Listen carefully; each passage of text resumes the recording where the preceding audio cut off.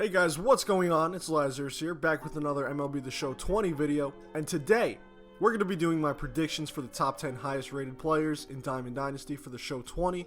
Now this is only going to be live series players, and videos like this are basically a yearly tradition on my channel, and I enjoy doing them and making them, and having all these fun arguments in the comments, so I figured why not continue the tradition another year. So you guys let me know in the comment section below, who are your top 10 top rated live series players for the Show 20. We'll have a nice civil discussion, and without wasting any more time, let's go ahead and get straight into it. At number 1, we have the one and the only Michael Trout, who I believe will be a 96 overall due to the weird rating scale they have in the game. Yeah, basically 99 now is only reserved for the signature series dudes, and Mike Trout's been a 96 the past few years, so I'm assuming that's where the bar is.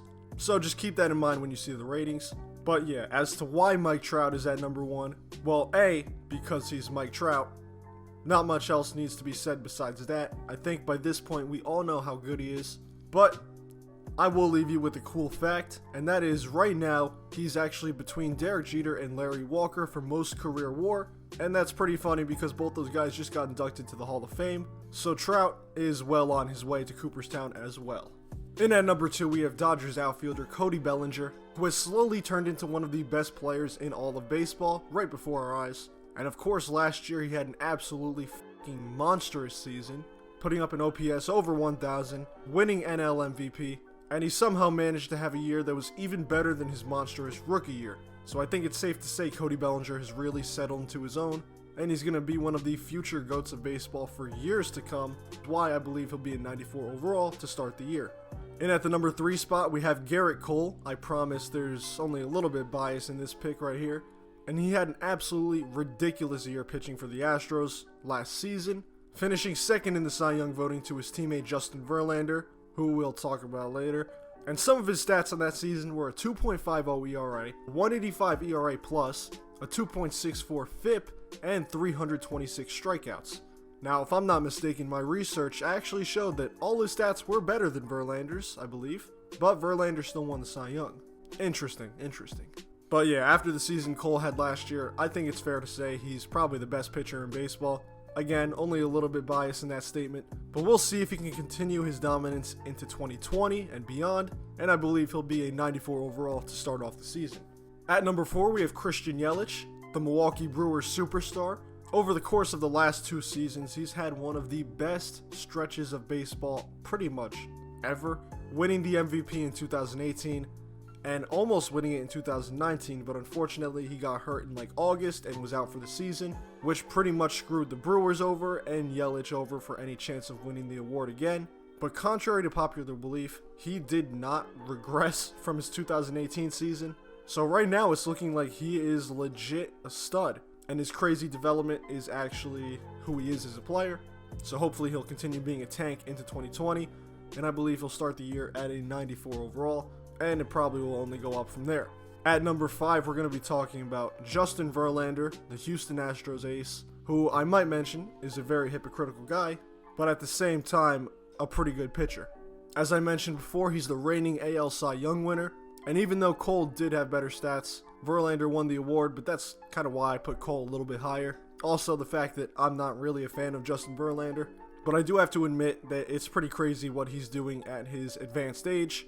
And as Justin Verlander would say it, it's probably because the Houston Astros are one of the most technologically advanced organizations out there.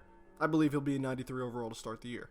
And at number 6, we have Nolan Arenado from the Colorado Rockies. Well, at least for now, because there's a lot of trade rumors about this guy going around at the moment, and it seems like his future is very uncertain. Of course, leave it to a front office to make one of their star players unhappy. That's just a small market team kind of thing. But we all know the gist on Arenado by now. His amazing glove and bat propel him to being one of the best players in all of baseball, always in the MVP voting, and he's consistently one of the best players out there. Him getting traded would be a shame for Rockies fans, but when you have a front office that's that incompetent, bad things do tend to happen. I believe Nolan Arenado will be in 93 overall to start the year, and if he plays well, it's going up. Alright, so I actually had a whole section recorded from Mookie Betts before he got traded to the Dodgers, so now we're going to have to redo that real quick. And yeah, basically what I said was Mookie Betts is one of the best players in all of baseball. I really hope he wasn't cheating in 2018 with Alex Cora. You know, none of that trash can, bang bang nonsense. But I just don't understand, as the Red Sox, how you can trade a player of his caliber. I'm not gonna lie, they got some decent talent back for him. Alex Verdugo has potential to be an everyday player the next 5 years in Boston. They also shedded David Price's contract, but when you're a team like the Boston Red Sox, do you really need to shred payroll? They're one of the biggest teams in the whole league. And the fact that you watch them throw money at Pablo Sandoval, Hanley Ramirez, Nathan Eovaldi, but then when it comes to Mookie Betts, they can't match his ridiculous price, just doesn't sit right to me. Although there is the possibility that Mookie could just have not wanted to take any contract, but you gotta figure that every player has a number where they're gonna break. But yeah, regardless of any trade shenanigans, him on the Dodgers is gonna be absolutely ridiculous. We've seen Mookie Betts perform as one of the top 3 players in the league before, so if he could do that in LA, they're probably the NL favorite.